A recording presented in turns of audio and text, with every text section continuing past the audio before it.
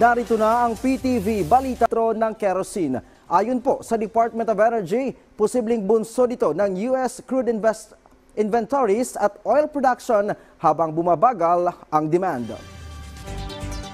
Samantala, nasa 58 Chinese nationals ang nasa kote ng Department of Foreign Affairs matapos tangkain na mag-apply ng Philippine passport. Ayon sa DFA, nagpanggap na may kapansanan o hindi po nakakapagsalita ang mga suspect at gumamit pa ng mga peking birth certificate na bisto ang mga ito na hindi tunay na Pilipino dahil sa mali ang kanilang sign language at isinasaulo lang ang mga dokumento. Noong nakalipas na taon, nasa 12 Chinese national ang iniimbestigahan ng National Bureau of Investigation dahil sa pagkakaroon nila ng Philippine passport. Samantala, alamin naman natin ang iba pang balita kay Jessie Atienza ng PTV Cebu.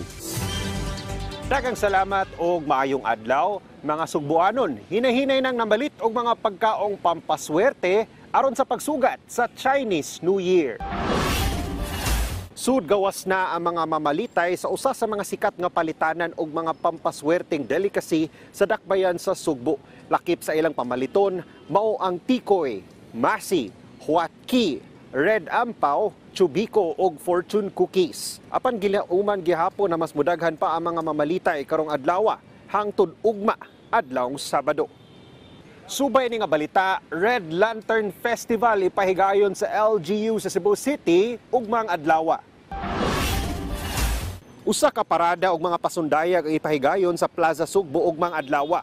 Agi kini sa kasaulugan sa Chinese New Year, din usa ang dakbayan sa daghan ug baga ang mga sakop sa Chinese community. Nangandam na sad ang mga templo sa dakbayan aron sa pagsugat sa Chinese New Year. Aduna say mga programa na pwedeng tambungan sa publiko.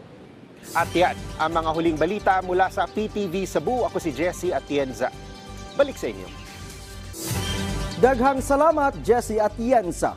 At ngayon pong ika-50 taong anibersaryo ng People's Television Network, kasama namin kayo sa aming selebrasyon. Kung kayo po ay naging bahagi ng PTV aming natulungan o may memorable experience sa People's Television Network, magpadala lang po ng alinmang picture, videos o testimonies sa kwentongptv@gmail.com. Maaari niyo po rin gamitin ang hashtag kwentongptv at i-post sa social media. Sa 5 dekada, sama-sama tayo mula noon hanggang ngayon.